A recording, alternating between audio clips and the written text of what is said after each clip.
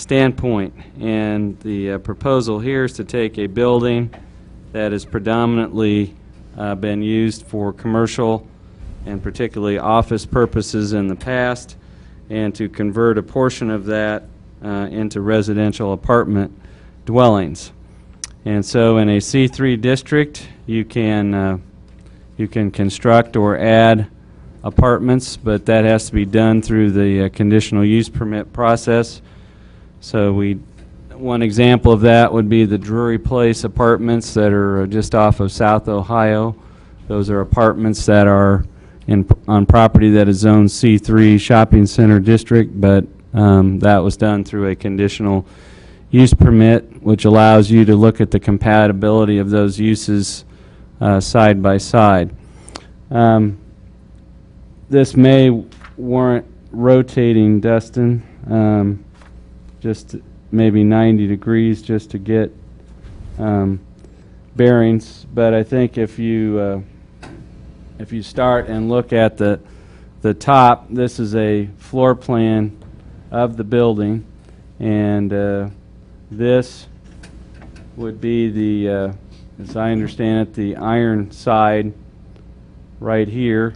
And so you have the main front entrance here and an entrance area, and it's showing the front part here remaining as office use, and then converting the rear portion here to apartments. And this signifies that this bedroom space is a loft, meaning that this area sits above the lower area, and the same would be true here. And then up here it's difficult to see, but that is a separate second floor apartment. So we reviewed this and reviewed the code footprint, which we received at the end of last week. And so this being a public hearing, we have some comments that were received that you have at your places up there. And also we were curious first and foremost whether the principal use of the building will still remain office commercial. And I don't know if you have the breakdown, Dustin, that you received of the space, but what we did with the code footprints, we went through, and on the 2 levels there's 11,135 square feet of floor area. And if you look at the breakdown, if this proposal goes through as it's shown, then the predominant use of this building will cease to be office, and it will be predominantly a residential building with office use mixed in. So from a principal versus accessory or predominant use under this proposal, this would be a residential building with office space intermixed. One question we had for the applicant was, depending on market conditions or acceptance, is there any possibility that the office space shown in front, which is predominantly existing space, whether that could possibly be phased out and converted to apartment space as well? And then, Dustin, either from the aerial photo or we had a survey in there, we have this piece of property here which is largely vacant, and there's probably a possibility of some additional construction occurring here. So we believe that from a parking standpoint, the existing parking that is already there in place would certainly accommodate the mix of uses. The mix of uses would be compatible with what you see in the iron corridor already. It's just that these would be contained within the same building. So I said certainly if you're looking for examples where you have a mix of uses, Iron Avenue, where you've got apartments next to office and commercial space, has done quite well, and this would be mixing it in the same building. I did want to point out 2 comments that you have at your places up there that were received. property owner Iron was talking about the spotlight shining on the sign, and is it possible to have him move it to the south because it shines right into his living room window. I think what this sign is, instead of being illuminated, it's a standard sign that is spot lit. So we could work with Mr. Richardson about possibly adjusting that. The question about the school zone or school zone light, one of the cities, if longest, if not the longest school zone used to be on Iron when Glenifer Hill was still open as an elementary school, and when Glenifer Hill closed and there was no longer an attendance center there, that school zone was eliminated. And it might be a difficult challenge justifying a school zone or any kind of light there when there is no attendance center on that side of Ohio. The other property owner had questions about kind of tenants the landlord was marketing to attract, and the aesthetic quality of any new additions or new construction that might be constructed. So I think we would like to get some additional detail from the applicant, but I will wait to see if you had any questions about any of the material that staff sent out or has presented here on the screen. Any questions of staff? What was the address of this Martin Opat? I was thinking it was on Stapler. Dustin spoke with Mr. Opat. I guess I could... He lives behind. Yeah. I was thinking that he was on Stapler, but I've got a list here of who received notices. So. Okay.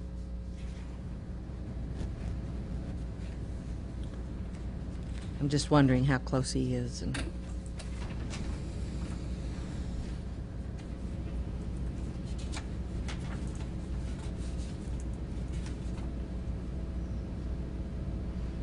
you recall, Dustin, you visited with him on the phone where he resided?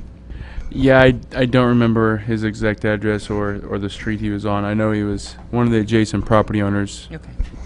That's all I can remember. Did it seem more concerned about the building itself, or He actually was. south lots? Yeah, he wasn't really concerned about any interior modifications that we're dealing with for the residential use. What he was most concerned about is the potential for new buildings in the vacant space on the property and what those would look like, as well as the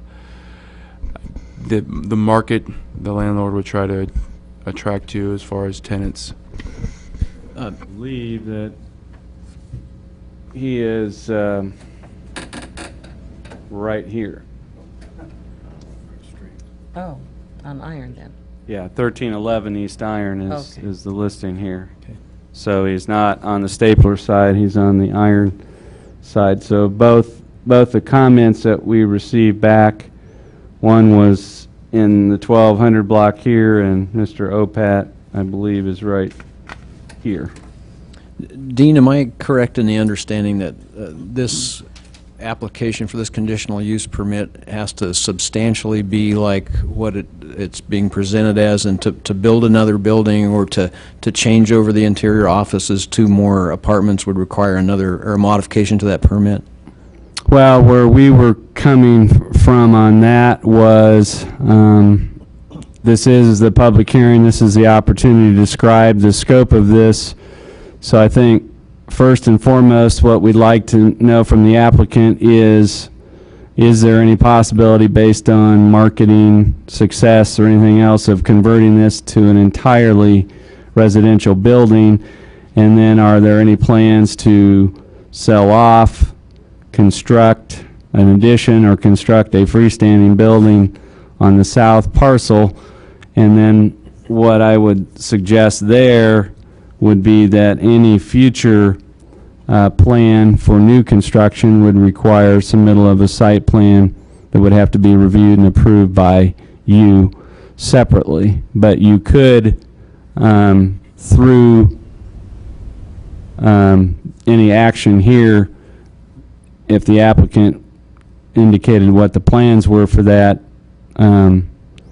indicate that your approval might include the scope of that, subject to final plans being submitted to you. I mean, that would be similar to, for instance, the Planning Commission gave approval to zoning and certain commercial uses occurring out in front of Lowe's, but now that there's a motel specifically proposed, those plans for the motel come back to you. So that is, I guess that's what we would propose here, but I think first and foremost, is this plan for the inside walls of the building pretty firm, or is it possible it could be done with additional residential phases? And then I think we would want to know what the thoughts are for this here, but make any approvals for that subject to submittal of a site plan that would be reviewed by you before construction. Any other questions of staff? Would the applicant care to address the commission, please? I'm Brian Richardson at 361 North Holmes, and I did recently acquire the Market Aid facility and appreciate the opportunity to share some of my ideas. I'll try to answer Mr. Opat maybe right off the bat in a couple of those concerns. The lighting out in front has been there for 10 plus years, and recently I'd had some kids go by. Those spotlights are on swivels, and they had shined them into his yard. So recently, as Saturday, when I was mowing, I had caught that because I don't drive by a lot in the evening, I guess. But those are on swivels. There may be a way to make those permanent attachments, but they're just flat floodlights shining at that front sign that has been there probably for 10 plus years. So certainly I'm willing to work with Mr. Opat in trying to accomplish that goal. As far as the interior itself, I guess I have acquired the building several months ago and have really kind of trying to do some own interior marketing studies myself. Do I take this building to more residential or more of the office environment? And I also, in the last year, have finished the old Brown Mackey building downtown, the Crest building, where we've knocked out the front of the building, added some new lofts, and a kind of a mixed use where we have the salon, some of you may be familiar with, on the main floor, and residing again both with residential and commercial. And I found that to be very favorable. We've got a new restaurant being submitted for the lower level, and now the salons and some of the commercial with the lofts upstairs. And so my thoughts were, because that had worked very well between both the tenants liking it and from me as a landlord, that was the idea that kind of came up with an empty building for now 3+ years. How do I get that to a point that it could be occupied in an environment for office that probably isn't real conducive to 11,000 square foot tomorrow? So my plans were to see if there could be a need for the residential market. I found that I think there is for kind of that executive suite. One of the questions that Dean had was what type of clients then would you be looking for, and my goal, like the downtown facility, would be those in the neighborhood of $800 to $1,100 for a 1- and 2-bedroom, which I've been able to do, knock on wood, in that downtown facility, and I'm hoping with the surroundings here on the Iron that would be able to attract something similar with, I don't know how many of you have been in the building, but lots of neat brick and arches and kind of a unique facility as a whole, and I think it'd be very conducive to the mixed use, being able to both have the residential and the commercial spaces available. So hopefully I've answered most of those questions. As far as the back area, I guess today I don't know that I stand in front of you prepared to say, yeah, I'm ready to put 3 new condos or put a new office complex, because I haven't really thought that far. I have had several of the potential persons that I have visited with ask about maybe garages or carports. You know, when you get into spending $800 or $1,100 in rent, do you want to find some place to put your car away from the hail and the weather? And so I've considered doing that in the back where there's already pads. You see 4 cars parked there. Would be an idea that I'd at least like permission to pursue if the tenants or the market allowed that to take place. But behind that, again, today I haven't spent much time or I'm not prepared to go that direction unless I need to. Yeah, I think all we would want to do for that is just go on the record to say that any new buildings or anything proposed there would be considered an amendment of this request, since nothing specific is proposed at this time, and that's certainly been done before. But the other question, I guess, Brian, is do you anticipate, if you could go back to the floor plan, Destin, is there any scenario you see where any of these spaces here that are set aside for office, where any of that could be converted beyond what is shown there today, which is the 5 apartment units? I would share that the possibility of what would be considered the northeast or the right-hand corner could very easily be converted to where it could have bathrooms and kitchen accessibilities for plumbing purposes and such, and again, I would seek the permission to leave that flexibility. The balance of the building probably is not conducive with bearing walls and the availability of utilities without tremendous expense to convert that area to residential. But the one area, again, has, again, a lot of brick, big rooms, could possibly be turned into another executive suite if allowed the opportunity, and it has the firewalls in place. The other unique piece about this building is it already has the sprinkler system in, which in my downtown property was a pretty expensive venture to get that for the 3 floors. And this is prepared, and with a few adjustments, we'll be ready for that type of use as well. What about signage? My plans would be to continue to use the existing sign up front with just taking off the lettering that currently says Market 8 underneath that banner or marketing banner that I've placed there now, but would take that off and go back to something similar that's is it Woodlawn or some of the other Bill Medina's facility and some of those as you go farther east. So if they're individual offices, they would be listed on that one sign? Yes, ma'am, that's correct. That's correct. What would he be eligible for? Well, this is C3, so the signage would be based on the frontage of the lot, and this lot has quite a bit of frontage. I think he would be eligible for much more signage than he could probably even want to use or contemplate. But through the conditional use permit, you would certainly have the authority to limit the number of ground signs or directory signs. So the Woodland Corporate Center, which is just up the street, is also Zone C3, but that was their choice. That was their mechanism of deciding how to do signage. But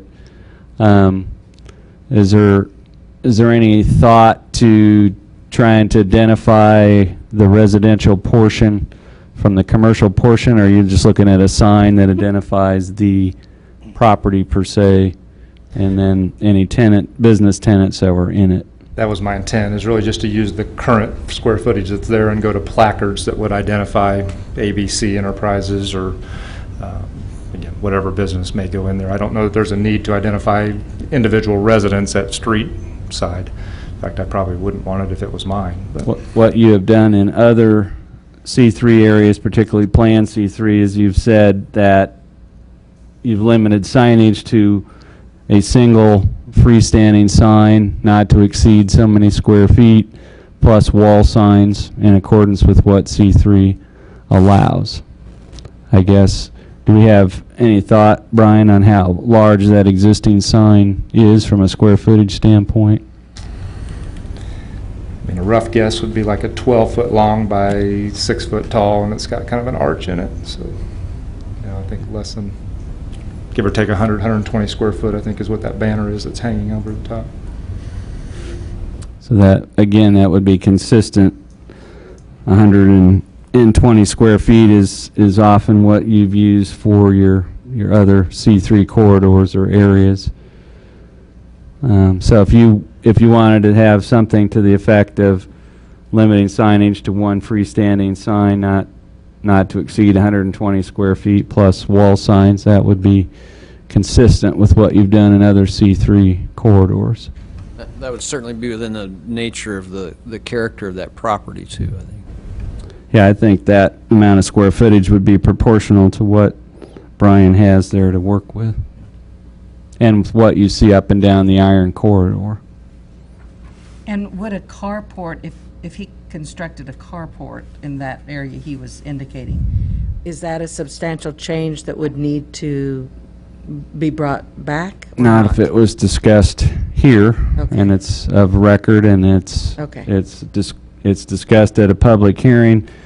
The comparison to me, the first, there was discussion of it, and then the main thing that changed was the scope. But when you reviewed the conditional use permit for Riverside Plaza, they did not have a specific plan for carports, but then found that their tenants were pretty insistent on that, and now every unit has a carport, some of which with 2 spaces. So the thing that occurred there was they underestimated the number of cars that the residents would retain. So that became important. But to me, is as long as the concept of adding garages and carports is discussed here at the hearing, if he chooses to come back and the carports that are constructed conform with all the setbacks and everything, I don't see that as a substantial change. The only thing I would see as substantial is building a brand new building here, or doing some major addition or something, and that could be addressed in the future. Well, you could put a carport in a regular C3, right? Yes, I mean Drury Place has carports. We've got, I mean, if you had an office that was in a C3 district and you wanted to have a carport for your vehicle at your office, you could do that. Given that these are a little higher end, kind of a nicer executive type apartment, I would think it'd be absolutely reasonable that you'd want to have a nice place to park your car. Dean, are there city requirements regarding the structure, like a carport, how it's to be constructed? I mean, you can have carports that can be of any nature and really distract from the community or add to and enhance. So I don't know if the city has any requirements, or does that need to be mentioned? Only if you thought the material from which it is constructed. The only time that's occurred before is we had a situation in some of our newer manufactured home parks where we specified the material out of which carports needed to be made, because in some of our older manufactured home parks we had some very creative materials used. Reason for the question. Fiberglass and all kinds of things. So if you wanted to specify that they had to be wood frame construction, I mean, I would imagine, I just couldn't imagine with that type of tenant when they wouldn't be rather particular about that. But if you wanted to say that they needed to be wood frame construction, but they'll have to submit their truss design and their support and all that, and my guess is that it would be some sort of wood frame construction. And if you want to specify that, that would certainly be an appropriate condition as well. I guess I have a question. Does the applicant have any thoughts as to how you would construct a carport? I've done a little bit of research, and I actually would probably ask that some of the columns would be metal, just from the rotting side of it. But certainly color aesthetics and what have you, I'd want to match the building with the brick and the stone that is already incorporated in that facility. I mean, fiberglass or... No natural fake laminate. galvanizing, huh? No, I would stay away from that. But I think there are many attractive options out there at this point in time.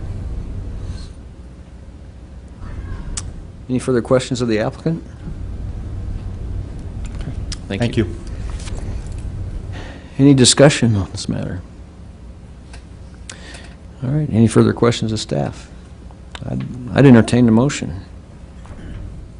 I guess to cover the eventuality of the possibility that the unit up here could go either way, from office or residential, that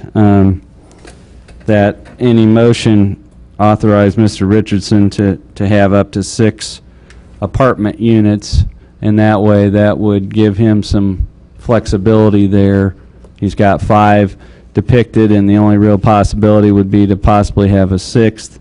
So if the motion included the authorization to add or convert up to 6 apartment units, then I think that would be appropriate and give him some latitude there, and that if you want to indicate that your approval or your action authorized the ability to construct future carports, and you wanted to emphasize a limitation of freestanding signage to 120 square feet. That was the other item was discussed. And then I think, Should the aesthetics of the carports be something that is, that we could review administratively? I think so. We can certainly do something along the lines of what we did with Long MacArthur Ford and their 7th sign, where it wouldn't be a major thing or a public notice thing, but if we had received plans for construction of the carports and elevations of those, we could certainly bring those to your attention at a meeting and give you an opportunity to review that. Well, I would make the motion then to approve application CU 10-1 with the following additions or limitations: may include up to 6 apartment units, a carport, and the freestanding signage be limited to 120 square feet, or if by some reason the one that's there is more than 120 square feet, I'm fine with that. I think you may want signage on the building, perhaps on the side where the apartments are, and I don't think we're negotiating that issue, but just the freestanding signage. Yeah, because we will work with wall signs based Right. on the frontage of the building. Right, yeah. I guess that's everything. I think so. Is there a second? Second. Been moved and seconded to approve application CU 10-1 with the limitations of up to 6 apartments, the addition of carports, subject to administrative architectural review, and signage up to 120 square feet or whatever is presently there. All those in favor say aye. Aye. Opposed? None being heard, motion carries. I am sorry, this was a public hearing. Did anybody from the public, from the audience wish to address this application? Oh, that's a relief. Yeah, did No, you, that's on this? John- That's Okay, John Miller. okay. But I asked you if that's the old Joe Mar dairy building, ain't it? Yeah. Well, that's a good place. I used to trade my Hopalong Catholic boys there for stuff. Yeah, okay, very good. Been there a long time. Well, I apologize for that mistake. Oh, indiscretion, yeah. Application, or item number 3 is application Z10-5, filed by Mike Scanlon and Johnny Kim, requesting a change in zoning district classification from RS Residential Suburban to C5 Service Commercial on the former Moose Lodge property at 1700 Beverly Drive to allow it to continue to be used as a banquet hall and commercial entertainment revenue. Dean? Dustin, if you have that slide that has the history on it, I may just start with that. This is just a little bit of historical background about the Moose Lodge property, but the property was purchased by the local Moose Lodge in 1957 and was annexed into the city at that time. 1959, the lodge building was constructed. Prior to that, the lodge was located at 420 South Broadway. The city came along in 1961 and sliced off the west portion of the property for a realignment of Dry Creek and construction of flood control levees, so their 5.7 acres was reduced. In 1969, there was a permit approved that allowed it to operate as a Class A private club. And in 1975, there was an addition built. And then when the City Planning Commission and City Commission looked at comprehensive zoning and mapping of the city in 1977, there's only 2 zoning designations that you can have if your property is not platted, and that is either agricultural or RS, which if you have property unplatted that comes into the city, it can only come in those 2 categories as kind of a holding zone. And then the Moose Lodge ceased operations, and because it had been vacant for a period of more than 12 months, all the grandfathering expired, and so you're looking at a property that was zoned RS that was limited to RS uses. So we now have, similar to the last application, we have a new owner and a new plan for using the building, and the best zoning classification that really fits the intended and historical use of the property is C5. And so what you have in front of you today is applications to rezone this from RS to C5, so it can reestablish itself as an entertainment venue and assembly space, and then the request to plat the property, which is necessary step as part of the rezoning of the property. So Dustin, I guess if you could go back to the surrounding zoning map. This aerial photo shows you the improvements. What you have then is this property here is the, would refer to it as the Holodome property, but it's a Ramada property here, and then you have some hotels and motels, restaurants here, but basically this is the West Crawford commercial corridor.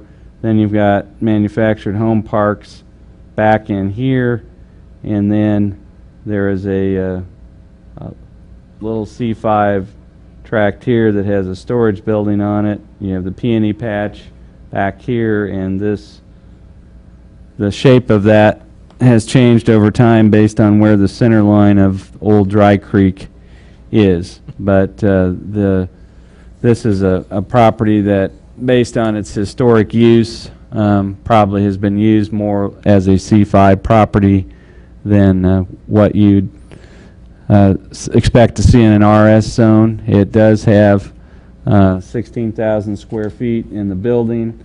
It has existing parking, both concrete and gravel areas. It's impacted by easements on 3 sides and a street on the 4th side. But I think all of you are familiar what the building was designed and historically used for, and it's kind of difficult to describe the character of the surrounding area when really it's a mixed area, and the Moose Lodge is at the far end of it, and it's buffered by the peony patch and channels really on 2 sides, and you've got a storage building to the east of it before you get into anything that's truly residential. So with all the buffers and the historic use, we recommended to the applicants that C5 seemed to be the most appropriate use or designation for the property. And so the request here is again to go back to look at the historic use and make the zoning match that. And the only thing we would note is that the historically the future land use plan showed this as public, quasi-public, based on the fraternal organization that owned and used the lodge. And then this is one of the conflict areas where the Gould Evans plan had showed this area as suburban residential, which really doesn't, which would more visualize removal of this property from the site and redevelopment for some residential purpose. And in the short term, that doesn't seem like a very realistic proposition. So your options would be to recommend approval as requested, subject to platting. You could recommend a lesser change, or a less intense zoning. You could recommend approval of Plan C5, which would allow unwanted uses to be deleted, or you could recommend denial of this request if you don't think it's compatible with its surroundings. But I think we'll focus on the zoning and land use question first and take any questions you have about C5 zoning. Questions of staff? What would be the least zoning level, but still the use that they would like to use? Make of Probably this? C3, and the reason that we didn't recommend that was because you had the one existing C5 property here and C5 and C6 to the south. The other thing about C3 is that C3 is supposed to be associated with a larger C3 area, although I think this has the minimum. I think any C3 area has to be a minimum of 2 acres, and this does have 3 acres. So I think the answer to that would be if you looked at alternative 2, where you said the Planning Commission can recommend a lesser change than requested, C3 would be the category that would be less than C5 that would allow that type of usage, but not some of the other C5 uses. And in a C5, what would be what you might consider the most intense use? I mean, once we change this zoning, that's going to go with the land. So what would be the most intense use of a C5? I guess our point would be that if you compared C3 and C5, as C3 is what South Ohio looks like and C5 is what Broadway looks like. If you were looking at it that way, the main difference between C3 and C5 is that C5 allows for used car lots, equipment rental, things that display outside. So if you look at, say, that piece of Crawford that is just to the west of Ohio, that is all C5. And you do have a lot of outdoor display in that particular section of Crawford. And so it's primarily the outdoor display, and then things like contractors' offices, things like that are allowed in C5. But primarily it's the ability to have outdoor display and storage that distinguishes C3 from C5. Because really, it's a nice residential area. I mean, the homes there that are bordering it are well-kept, and I don't know, I'm just a little nervous about. Would the nature of it being kind of almost hidden back there preclude it Yeah. to not being a prime display type area, though? Yeah, I think if you looked at the traffic counts and the visibility and all in Beverly, it's not a heavily traveled street. You've generally got to be wanting to go somewhere to get there, or want to take a shortcut to get to West Crawford. And because of the way that and I don't know if you can scan that at all or pan that, Dustin, but as you go to the south, this is a really congested feeling area here, so you feel like you're driving through the middle of a mobile home park, and you are. So it's not a, even though this connects down to a light at Crawford, it's not a real throughway for that purpose. But our looking at the C5 was mostly because it was next door to C5, and because all of this. But that's just a small, Right. it's a very small lot there, Yes. that it couldn't really convert to very heavy C5 use. Right. It's also a planned C5. It Oh, doesn't okay. always show up that way, but this is limited to a storage building only. And I don't think that's the building that's there, actually. Is it? Seems like it doesn't have, it looks kind of like windows or something. like that is just the roof right there. Oh, is it? Okay. But if the majority of the commission felt that C3 was more appropriate than C5, our looking at it is, if you draw a big circle around this area, you simply don't find any C3. So when we look at at compatibility with surrounding zoning. The only thing you see that's commercial that's in the vicinity is C5, and C5 does fit what they were planning to do. C3 does as well. So I think either of those could be appropriate. You talk about the historic use of the property. Have there been issues or problems with traffic in this area? This is always an odd area to get to if you ever went to an event there. You are driving through, if you're coming in from the south, I mean, it's very difficult, and even to come around to Beverly, that's just as normal residential road. Have there been any issues the city knows of? We're not aware of complaints or issues about traffic volume or any of those things that have occurred when it was the Moose Lodge, and even at the later days of the Moose Lodge, they were renting it out for things like wedding receptions and things like that.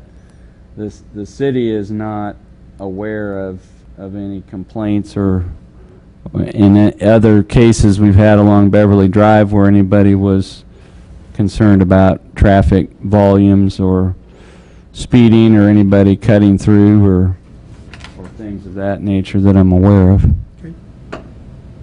And C5 signage would allow what kind of signage there? It would be the same whether it was C3 or C5. It is 4 square feet per linear foot of building frontage. And historically, they have not had much signage there because they were primarily member-driven until recent years when they did start renting it out to outside users. But there's never been much in the way of signage on the property. Dean, did you find out the sewer situation? Is it hooked to the city, or? We're probably going to let the applicant tell us that from their inspections and due diligence. Okay. Any further questions of staff? Would the applicant care to address the commission, please? Name and address. Mike Scanlon. I assume the question's about the 8-inch sewer from the building to, does it tie into city sewer? Right, septic. We do not know that. We've never seen any evidence of there being a septic tank on the property. But we just received these papers, so we didn't know if it was an 8-inch sewer line and if it was tied into the city. That's our assumption. Are you able to turn that layer on, Dustin? No, we're not able to pull up either the sanitary sewer lines or the water lines today.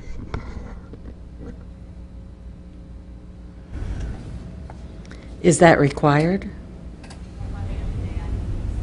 Well, there's generally, and if there are alternatives, such as if there is a sewer line in Beverly Drive that could be hooked up to, the reason I'm doubtful of that is because our initial research and thoughts indicated that this building was built in the county and then brought into the city, but our research actually told us that the building was built inside the city limits at the time it was built, and everything else out there has sewer service, so I can't imagine that there would, if there's no evidence of a septic tank or field out there, that there would be. The other way to tell would be to look at water service bills, and if somebody's getting billed for sewer service, that means they have city sewer. So if you have a septic, you wouldn't be getting billed for sewer service. So the other way to confirm that, Mike, would be to look at your water and trash bills, and if you're showing as being billed for sewer, then obviously you're hooked up to the sewer. Okay. That's true. Any questions of the applicant? Do you have any problems with C5 zoning? No, that is our request. C3, I'm sorry, C3 zoning? I didn't come here prepared to answer that. I don't know what all falls under the C3 guidelines. When we spoke with Dean's department, it seemed like C5 was the best fit. What about a plan designation to, does that, plan designation would mean that any future change in the use would have to come before the commission for approval? Oh, sure. Sure. We'd be agreeable to that. Okay. With a building this size, there's just so much you can do with it, and we feel this is the absolute best because that's what it was before. Well, I have to tell you the truth, until we got this application, I had never been out there and even knew it was there. So, Never It's been off the to beaten Moose. path. never been to the Moose.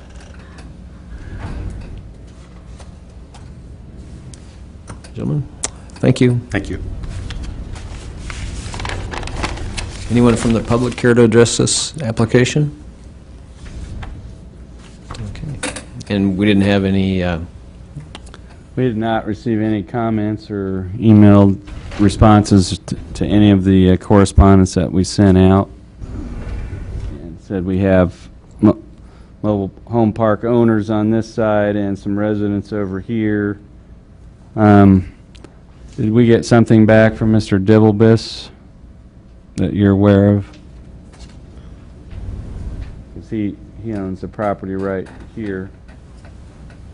I seem to recall just some conversation with him that he had no concerns or objections. But that is one of your options, is that through a Plan C5, you could rezone this to allow it to be used as a entertainment and assembly venue, and then if somebody wanted to come back later and do a construction equipment rental business or something like that, they'd have to change that. So that's certainly one option, is to do a Plan C5 and just approve the entertainment venue as the approved use. any discussion, any thoughts on the C3 versus C5 designation? For whatever it's worth, I mean, it has been, grew up here, and I have been out there before. It seems to work okay to then subject the area to an open storage lot of some sort.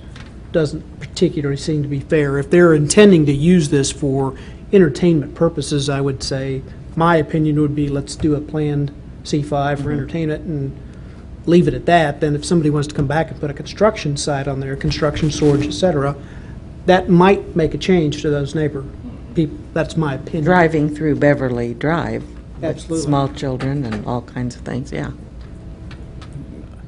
I'd be interested in what Mr. Scanlon thought about a planned C5. I think he maybe came prepared for C5 zoning, But he said he thought that and you think that would be all right, planned C5? Okay, I'd entertain a motion I'd make that motion to approve it for planned C5 zoning. with the entertainment as the primary use. Correct. Second. Been moved and seconded. As soon as I get the application, application Z10-1 to approve it for a Plan C5 with the entertainment usage. All those in favor say aye. Aye. Opposed? None being heard, motion carries.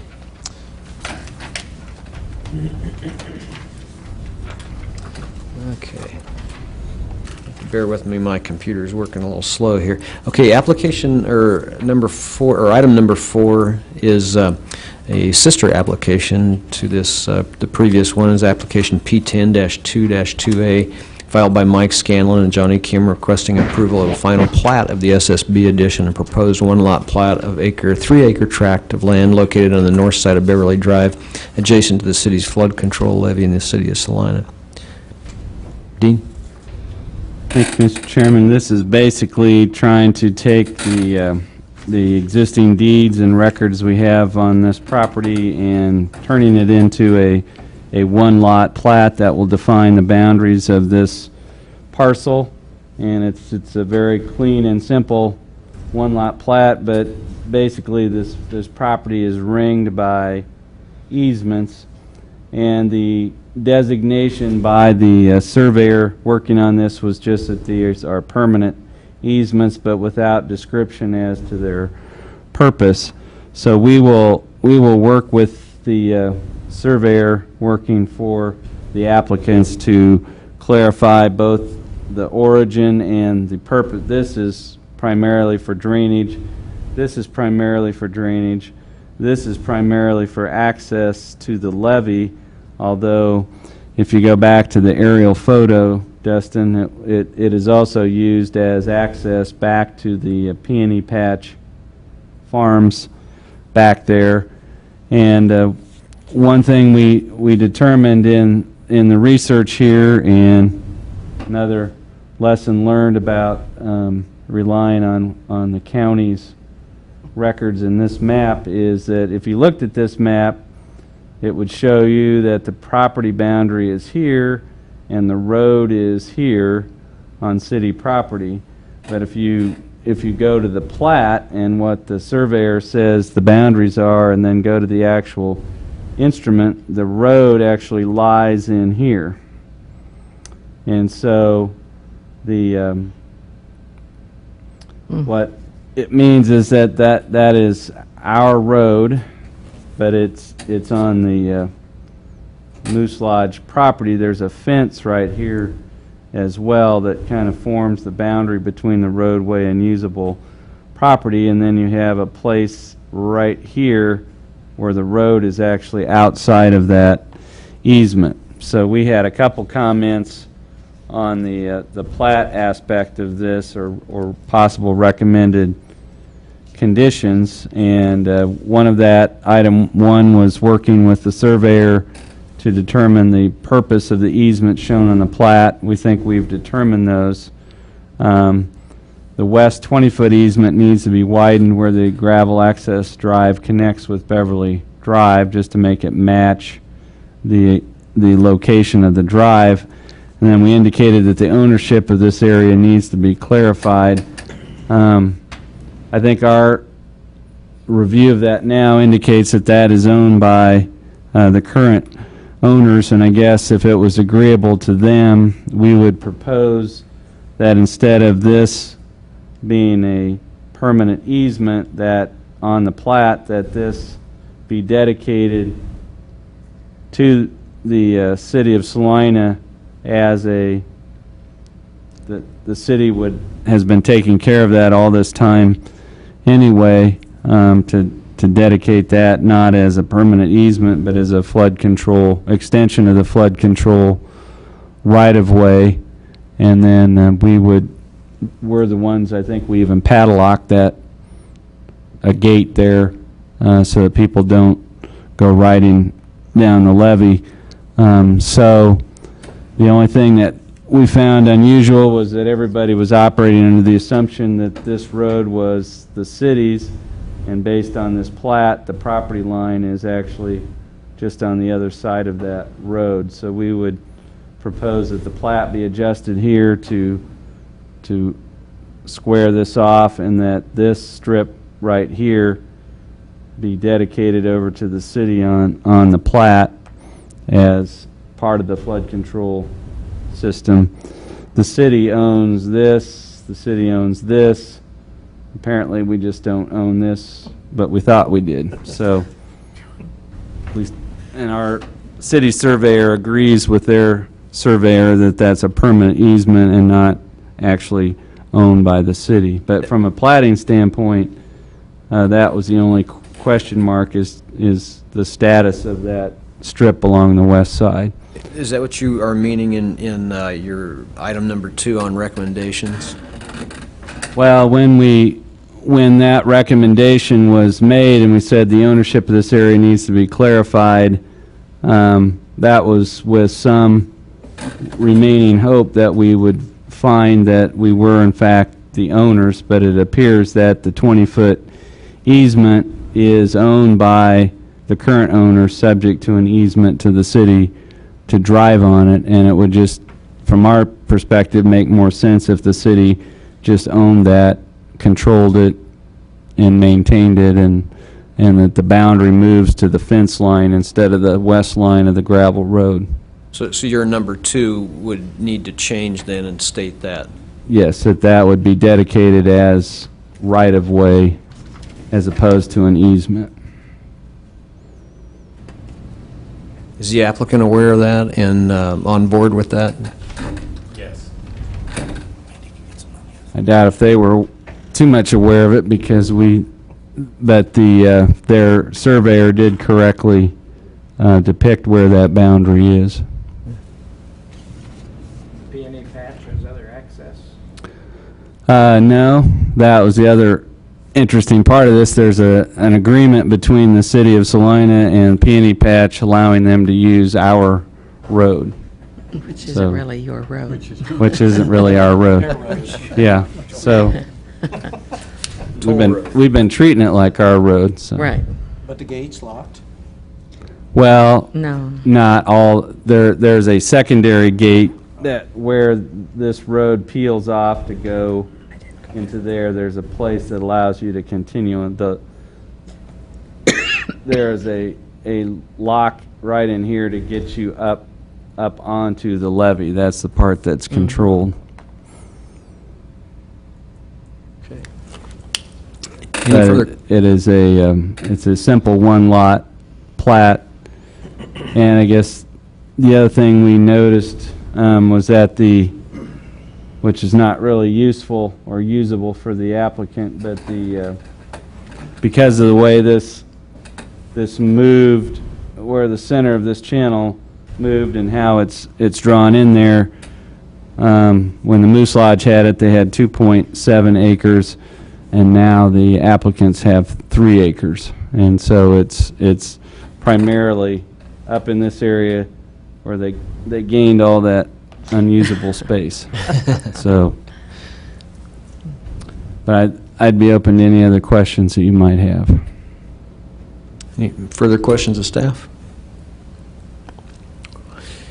Any discussion on this matter? Are you ready to make a motion? Oh, Mr. Scanlon? I did have a couple of questions.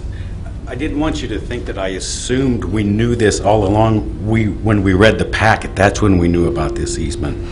But if this is dedicated, does that 20 feet come off the tax rolls? Right. It comes off the tax rolls and goes to the city of Salina. And do you need any kind of an agreement that Yeah, you're going to maintain it permanently, or is that We can just an we can put a assumption? note to that effect on the plat, but if you could go back to the plat, Dustin? What we would do is we would take this strip flared out to cover that road right there, but we would indicate that this strip right here is dedicated to like this right here, it says City Salina Flood Control right of way. This would just say City Salina Flood Control right of way dedicated to this plat. The lot line would then become right here. So instead of 3 acres, you'd have 2.7. right back where it was before. But the property line would move to this fence line, and so this would be owned and maintained by the city, would come off the tax rolls, and you that wouldn't be your concern anymore or your liability. With the new line being less 20 feet, if at any point in the future we were going to do anything with the bare land to the north, would moving that property line adversely affect us in any way?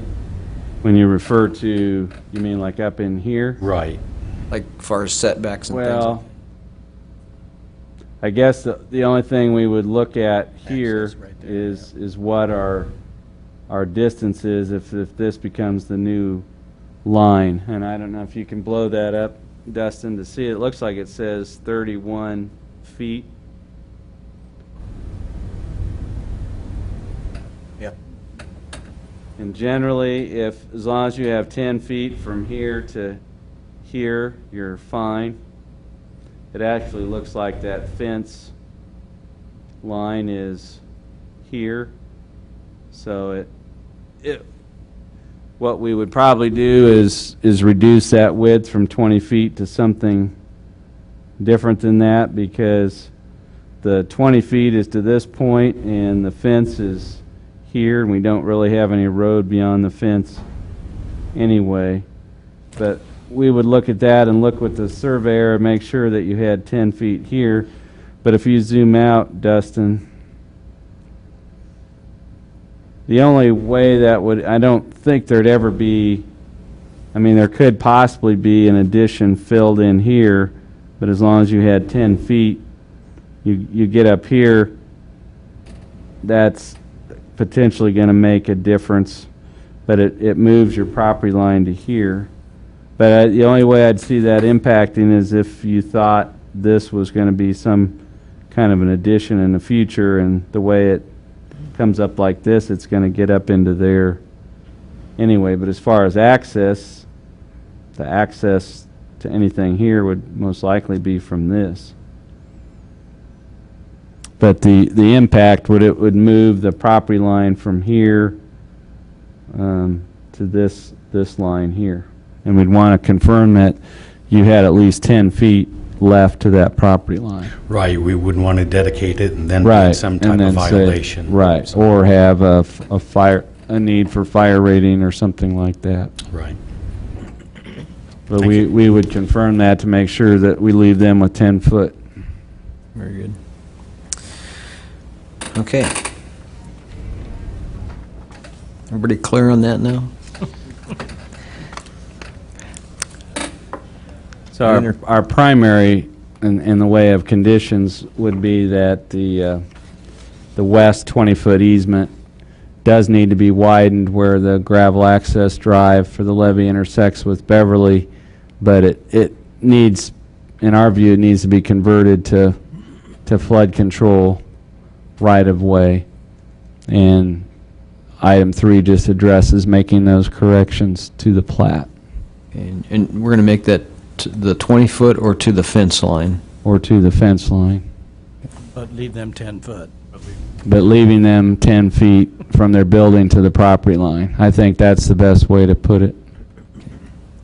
Very good. And if it simply doesn't work, then we'll have to leave it as an easement and then just spell out through some agreement how maintenance is done. But I know the city of Salina put that road in there and has controlled access to it because it's only used by the peony patch and also by people maintaining the levees.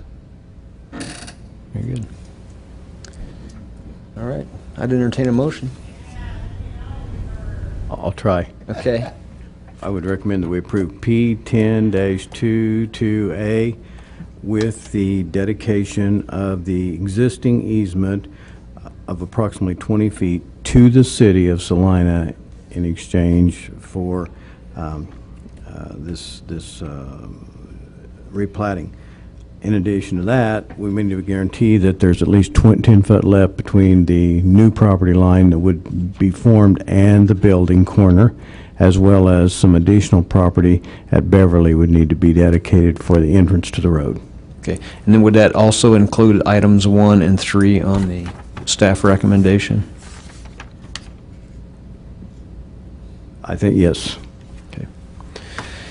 Second. That was a mouthful. Thank you for making me not repeat that. Okay.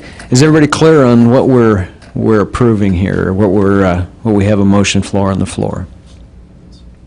Okay. Good. Okay. All right. All those in favor say aye. Aye. Opposed? None being heard, motion carries. I don't think there's anybody here for this. Item number 5 and number 6, I don't believe the applicant is here, but since this is a published public hearing, if anyone in the audience would care to address that, and that would be the application by Rex Veneer in the specific, the River Run addition. Is there anybody that would like to comment on that application? Okay, Dean? And we have had discussions with Mr. Veneer and his representatives and also with some of the owners who received notice up in that area, and we all agreed that, and you can see it to a degree from our staff report, that there are more questions than there are answers, and we think that the answers start with the homeowners association. And one thing we confirmed today was that there is a single association. So if you live in Block 5 in the townhomes, you're a member of the same association as if you live across the street in single-family homes, and that does make a difference, because that means that the people who are existing homeowners association members have some say in any changes that are addressed, whether it goes to number of units or voting rights or what things apply. So all of us agreed that it starts with the homeowners association and having a meeting with them. And so our recommendation on items 5 and 6 would that they be postponed until the city staff receives the necessary additional information to put those back on your agenda. And when we receive that, we will do new notice to property owners and reschedule that as a public hearing. But what we don't want to do is say postpone this to July such and such, because we don't know that that's going to occur. So since we don't have any control over meetings with the homeowners association and how they want to address that, our recommendation would be to postpone items 5 and 6 until city staff receives the necessary information to complete those applications. Is there a motion to postpone items 5 and 6? So moved. And a second? Second. Been moved and seconded to postpone application PDD 03-3B and P03-4. All those in favor say aye. Aye. Opposed? None being heard, motion carries. Okay, application SUP 10-2 filed by John Miller requesting approval of a special use permit to establish and operate a seasonal open-air market in an I-2 light industrial zoning district. The proposed location is a vacant lot located north of Casey's General Store on the east side of North Ohio. The lot is addressed as 520 North Ohio Street. Dean? Thank you, Mr. Chairman and Commissioners. You are familiar with our process of open-air markets, and the process that has been established that is, if you want to do a flea market or a roadside market or where you have an open sale that doesn't involve a permanent building, then the initial application and location needs to be reviewed by the Planning Commission, neighbors informed of the plan so they can have any feedback they wish to have. And then once it's considered to be an appropriate location, then it can be renewed after that on an annual basis. So some examples that you've seen would be Stutzman's Greenhouse at 9th and Cloud, and the Salina Farmers Market at Waters True Value. The initial locations for those were reviewed by you, and they have been renewed after that on an annualized basis by staff. So the initial location needs to be reviewed and approved by you. It needs to be in a C3 or higher district. The case here is the applicant is the owner of Miller's Market, which operated for a number of years just to the north of this, up at the intersection of Van Horn and North Ohio. And then with the realignment and the construction of Ohio Court here and the curve that basically took out this parcel, and the city purchased and took possession of that. This is an application to establish an open-air market just north of the Casey's General Store on North Ohio, and it is a site that was formerly occupied by Gerhardt's Repair Garage, and it's predominantly open along the Ohio frontage. It is owned by the Gerhardt Family Trust and is being leased by Mr. Miller.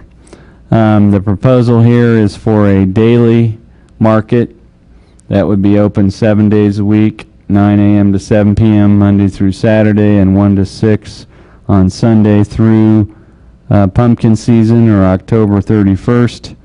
Either the applicant or his wife would be manning the market on a daily basis. There's no anticipation of outside employees or having other vendors. Right now, the only thing proposed are a shade structure and an 8 by 20 greenhouse. These would be temporary in nature. No additional features are proposed at this time. At the end of October, everything in the site would be removed. We have had some discussions about constructing a permanent storage building on the site at the conclusion of the fall growing and selling season, but we'll cross that bridge when we get to it. The delivery and the display, there would be produce outside the tent, inside the tent, and in the greenhouse. Product would be displayed on pallets as well as folding tables. The applicants indicated that produce is brought from the farm as needed to supply merchandise.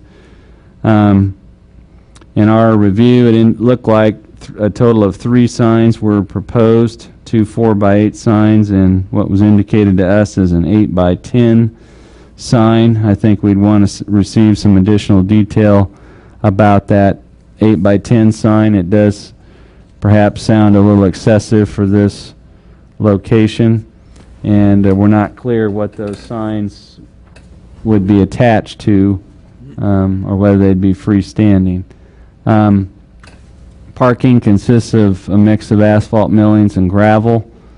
Of course, if you have that, you don't have marked or striped spaces, but there is plenty of open space for driving and maneuvering. And I-2 does not require parking lots to be paved. One thing we would note is that both the Northeast Industrial Park and the North Ohio Overlay District would require paved parking and front yard landscaping, but that's based on the assumption that you have a permanent new use on the property. So if you could pan back, Dustin, I guess we'd look at the Casey's site below, and the zoning on these parcels is the same.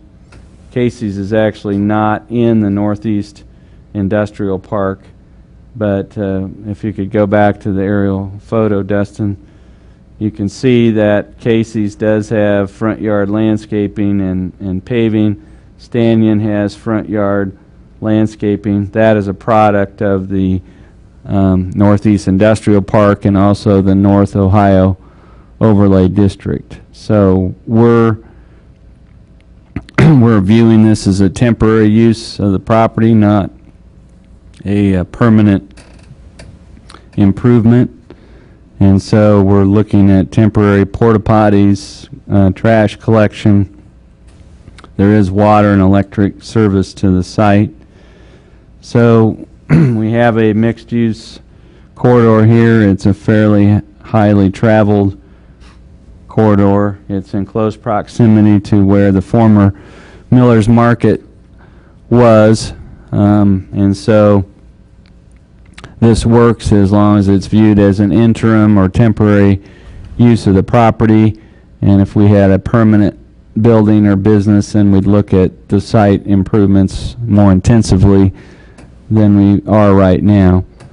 But your options would be to approve the application as submitted, approve it to subject to specified conditions, table this if you need additional information, or deny it if you cannot make the appropriate findings, or if you don't think this use is compatible with the surroundings. Our recommended conditions would be that the open air market be limited to a single vendor, and that the produce and display areas be clearly identified and marked, and that only the hard surfaced areas be used for parking, and that there be a confirmation of the wind load and anchoring system of any temporary structures placed on the site. This would be good through October 31st of this year, and then we'd have to take another look at it. I think the only other aspect or comment would be in relation to the permanence of this, and again, we're looking at it as a temporary use of the property through October of this year, and if there were permanent improvements, those would be looked at differently. So I think with that, we'd be open to any questions that you have. Any questions of staff?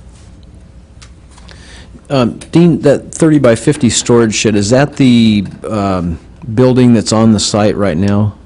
No, that is a concept for a location of a new building. I'd defer to Mr. Miller on the question of whether the existing building, which is, I believe, a metal shed-type building, whether that would be torn down. But we were reading the plan to say that this is not the use of this, but it actually is a new building that was discussed. And, of course, that would be subject to the terms of any lease with the Gerhardt family as far as any permanent improvements to the property, because the applicant is not the record owner but just a tenant. So that would require, obviously, the endorsement of the Gerhardt family as well. And you're not being asked to approve that, but it would be good to clarify whether that building, we took this as a newly constructed building. And the only thing we didn't address through recommended conditions was signage, but it just struck us that an 8 by 10 sign for a temporary market seemed kind of excessive. And so we'd want to clarify or pin down what signage is acceptable and what it should be attached to.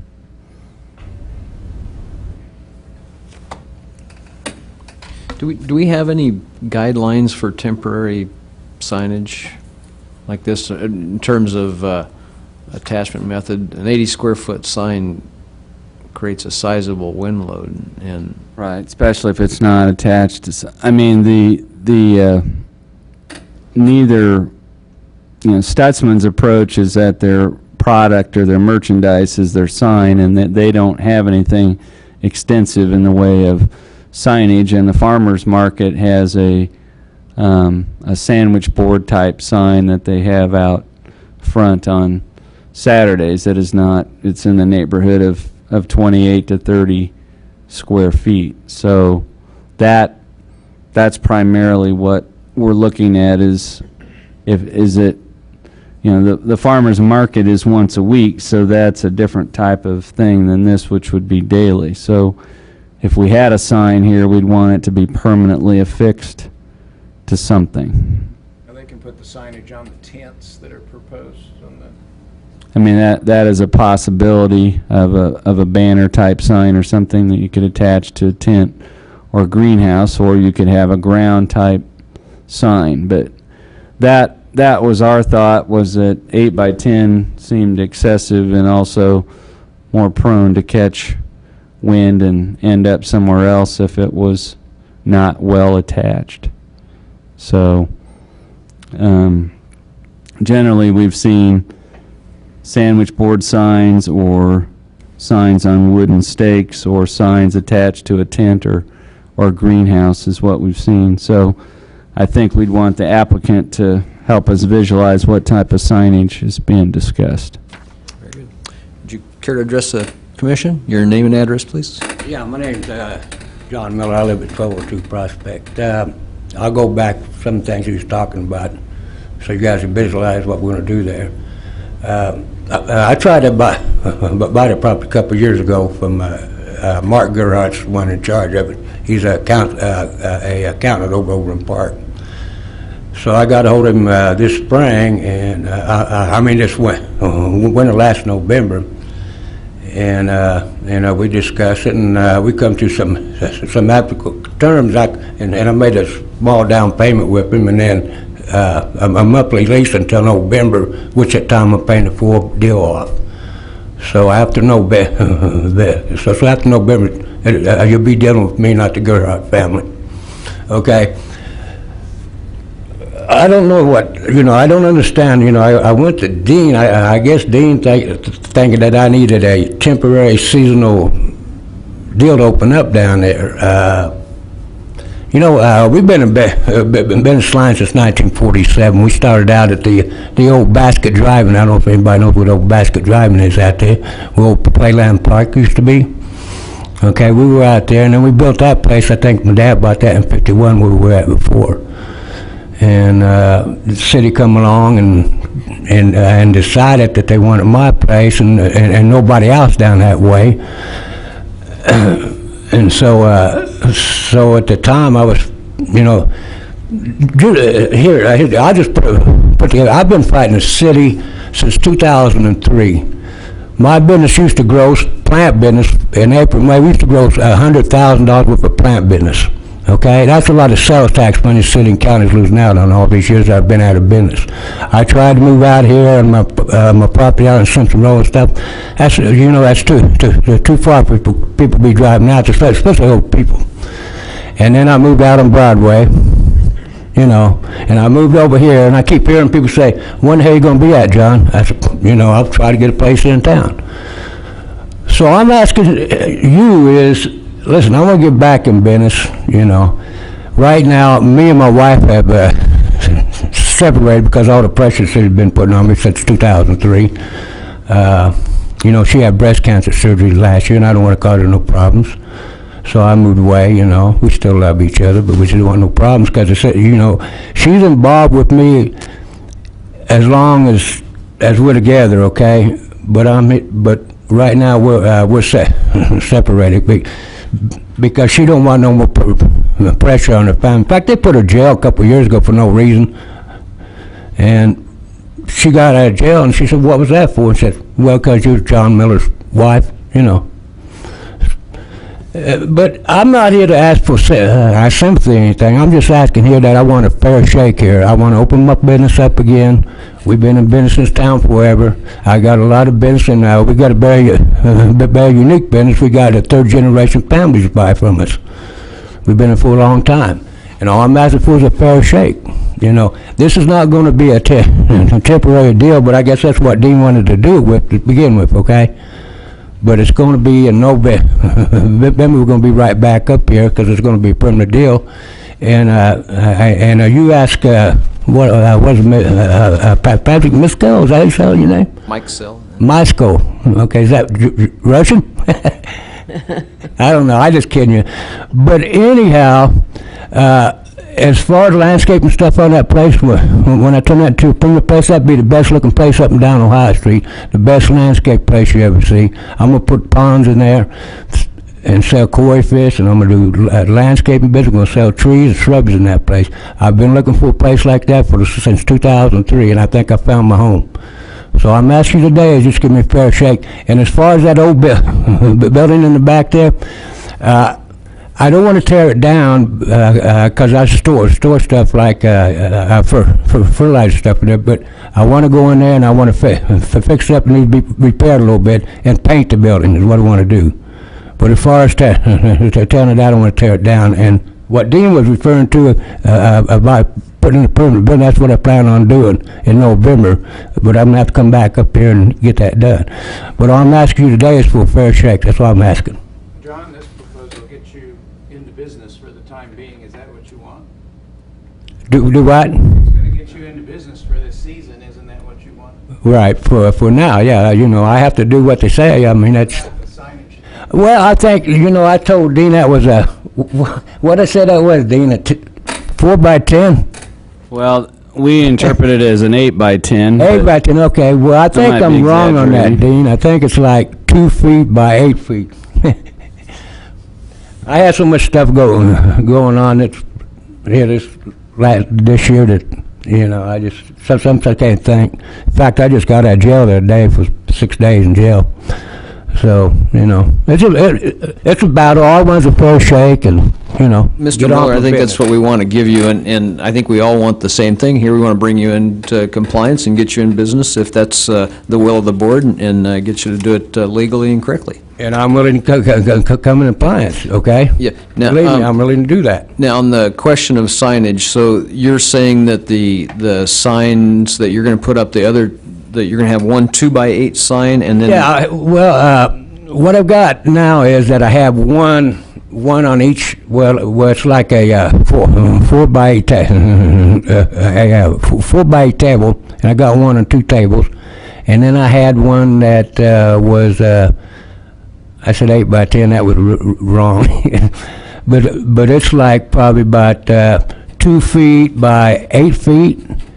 And it's like a freestanding sign. I put it against some steel posts so the window will blow it and it blow it all around things. And the only thing that I would request when I get that place there permanently, cases over there, they blow a lot of trash over to that place over there. And I'm wondering if I have to, or they have to put up some kind of barrier to keep the trash from blowing over there. Because that lady over there, I took some trash over in her dumpster one day, and she jumped all in my case about it, you know. And I said, "Hey, that's your trash," you know. And I try to be a good neighbor wherever I go, you know.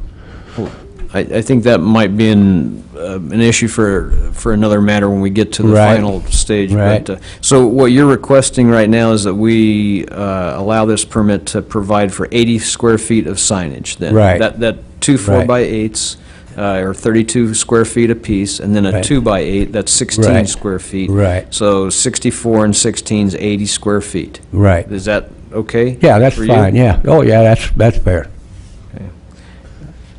The way I've Nit- got that, 2 would be attached to tables and 1 would be on posts. Yeah. Are you okay with the 2x8 on posts? We would work with him to get that securely anchored. Okay. I have a question. Is the market already there? Well. I mean, I've seen it. What It's appears there. to be an open air market already Yeah, it's there. there. Is that a factor here? Yeah, It is there. yeah, it's there. So Well, it's confusing. yeah. Yeah, I think Our goal is to make it, so it's been operating temporarily. Our goal is to make what I told Mr. Miller after we went round and round in municipal and district court is that I would work with him to find a legal, acceptable Okay. location, and we're working with him to do that so that we can establish him in a legal location for him to safely operate from, and I think he has found one. And no, timing is not ideal. You don't generally start these things the 1st of June, but this is our first step to get this into a compliant location for a market. And if this all works out and we get something here on a permanent basis, we'll work with him then, but this is to get him established and going in town. And I'd just like to reiterate that I have the utmost respect for Dean because he's really worked hard to get me compliance for the last so many years. And this young man over here, Dustin, work overtime to get me a deal for him one day. I appreciate that, okay, young man? Did a good job. But to help me be a little clear on this while you're both, I remember when I first came on the commission, we had some discussion about Stutzman's being a permanent as opposed to a market that was taken down each year, and that Right. carried on. What are we talking about here? Is this going to be Well, a stand the that stays difference up or is, one that comes down? the difference has to do with whether you have a permanent building on the site that you use or operate from. The primary issue with Stutzman's is that as compared to Earth Care, as compared to Russell's Greenhouse or other places, Stutzman's does not have a permanent building. What we're talking about here is that this is using tents and temporary greenhouses. If we reach a point, the old Miller's Market at Van Horn in Ohio had a permanent building on it, and it was a regular market. It wasn't a Stutzman's type market. And so this is our first phase to get a compliant location, and if we get to the point where we have a permanent Miller's Market here, that's fine, but this is just to get it started as an open-air market. Thank you. I think that's all I have to say. And I further- appreciate your time, okay? Any further questions of Mr. Miller? Thank you. Any further questions of staff? Any discussion on this matter? Are you ready to move? Okay, I'd entertain a motion. Someone would care to make one? I move we approve application SUP 10-2 with approximately 80 square foot of signage, and I think that's And the it. other staff The recommendation. other staff recommendations, correct. And this will be good through October 31 of this year, this year. and can be renewed or can be converted to a permanent market. Is there a second? Second. Been moved and seconded to approve application SUP 10-2. All those in favor say aye. Aye. Opposed? None being heard, motion carries. Thank you. You're welcome. Appreciate it, all right? And it's Austrian, by the way. I dress like this because I'm a free spirit.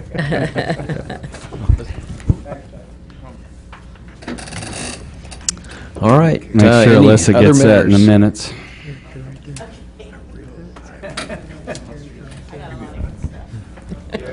Any other matters, Dean? Yes, I was going to share that, surprise, surprise, we have another open-air market application coming forward. This is for seasonal farm produce that they were there last year but want to have a more extensive presence at the northwest corner of Iron and Ohio for seasonal farm produce. So because they sell what they grow starting later in the year is not of concern to them. They're primarily July through October is their prime time. But they want to have a more extensive presence there than they did before, where they occasionally set up and sold out of the back of a pickup. So we are working with them to establish that there, and then we'll have an update on River Run as we the whole concept of the townhomes there just has not gone over well. But in my conversations with Mr. Veneer, he kind of underestimated the work involved to undo what you've already done when you've got a planned community with townhomes and exist. If there were no townhomes there at all, it would be simpler because you'd have a blank slate. But there's a way to get there. It's just discussing with him and as an attorney, we're going to have to do a step-by-step roadmap to do that before it comes back to you. The other thing I would mention is I did go to the Moose Lodge once myself in college when I went there for a Rocky Mountain oyster feed, and I didn't know what I was going to. So I got there and found out. So. We are adjourned. Pretty Was in our garage. You just thought it sounded interesting, Dean? That might be an Think it was a I rock just heard band?